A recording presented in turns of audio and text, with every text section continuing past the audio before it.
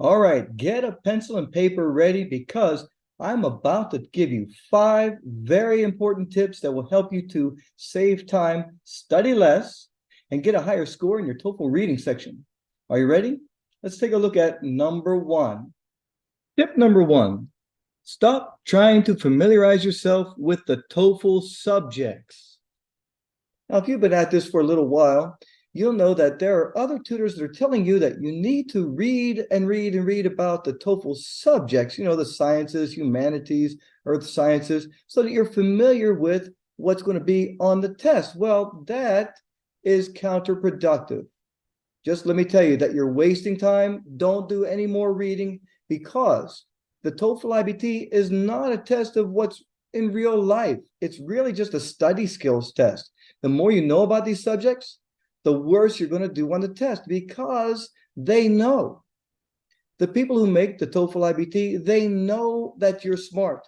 They know that you're educated. They know that you're studying everything to prepare for the test, and they've designed the test to beat you. You see, the passages in the TOEFL IBT are about real subjects, but they've taken articles out of real books and modified them for the test. In fact, they have some choices that are true in real life, but if it's not on the test, it's not a right answer. It's a wrong answer. So, in other words, the more you know about the subjects, the worse you're going to do on the test. So don't waste any time studying all those subjects. There's a better way and a far more efficient way to prepare for the TOEFL IBT reading section. And, well, let's just get into tip number 2. Tip number 2. There is no such thing as a TOEFL vocabulary. Tip number 2.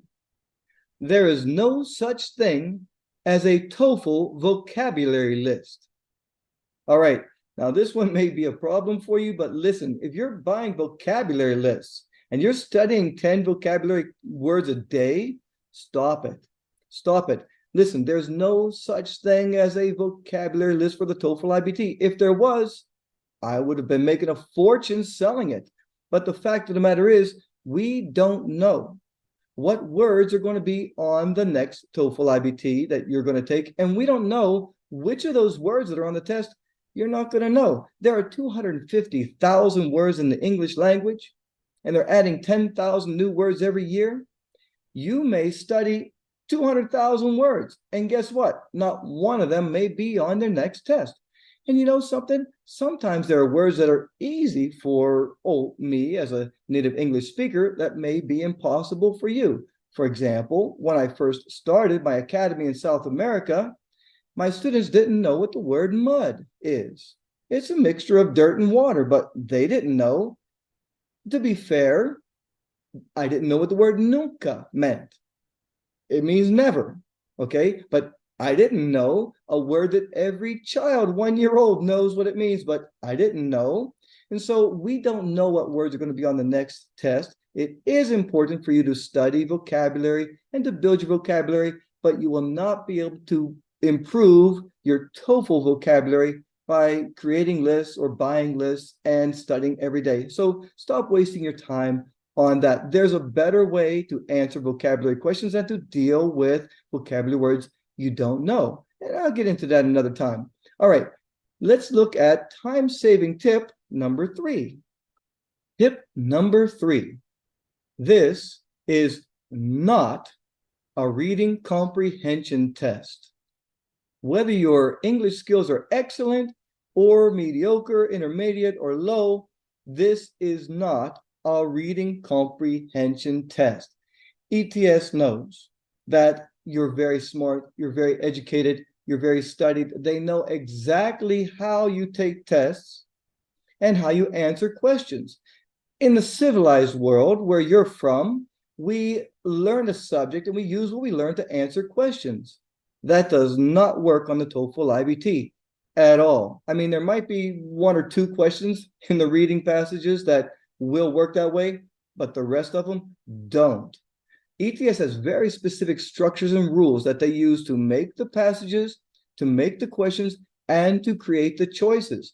and you have to know the rules and structures that they use to make the test in order to answer the questions quickly, easily, and accurately. If you've been reading and getting frustrated and confused and unable to raise your score in the reading section, it's because you're trying to read and understand and answer questions based on what you learned. You're not going to be able to answer that way. There is a much faster and easier way to answer questions quickly and accurately. I'll show you how to do that. But right now, let's take a look at time-saving tip number 4. Tip number 4, read less, understand more. All right, so what do I mean by read less and understand more? You see, ETS creates these passages that have a lot of extra information in them that is there to trick you into picking a wrong choice. But if you don't read that stuff, you don't get a wrong choice. And they also put extra words in there to cause you confusion and anxiety. And if you don't read all of those things, you don't waste any time and you don't get off track when you're trying to answer the questions. Now, what you need to do is watch my sentence simplification video, and that's going to help you to learn how to read the sentence in a way that you read less, really understand what the sentence is saying without reading all those extra words and wasting time. Now, speaking of confusion and anxiety, let's take a look at time-saving tip number 5. Tip number 5, anxiety and confusion are built into the TOEFL IBT. All right, so maybe you didn't know this, and maybe you just thought that you had test anxiety, and maybe you just thought you weren't good at taking tests. Not at all. You see, ETS knows exactly how you think and how you feel, and they created the test to give you anxiety while you're taking the test and to confuse you as much as possible so that you fail your test and have to take it again. You know, they make a lot of money every time you test. If you pass the first time, how much money would they make? But if you have to take it 5 or 10 times, why, they love that. All right, I'm getting off track. Really, ETS created the test, and knowing how you feel, and they write questions that are confusing, and they write passages that are confusing that have extra information in them, and there are confusing words, and they write sentences in confusing ways, and that gives us great anxiety. It wastes our time so that we get even more anxiety, and they keep changing this test. Have you noticed? Which, if you've been doing this for a couple of years, that also creates a lot of anxiety. But don't worry about all of that. Listen, these 5 tips will help you when you understand the test better. And that's really what I do. In my course, I teach you exactly how the test is designed. I teach you how ETS is tricking you a lot of the times. See, if your English is good and you can score in the 80s or 90s and you need to score in the hundreds, I can help get you there by helping you to study less, understand things better, and to do things more efficiently to get a higher score in a shorter time. In fact, most of my students can pass their TOEFL IBT with a score of over 100 in 30 days.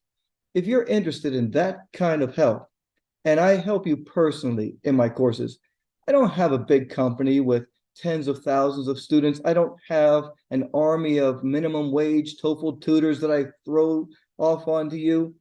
I help you personally to get through your TOEFL IBT. I know how important this is to you, and I know that you're pressed for time.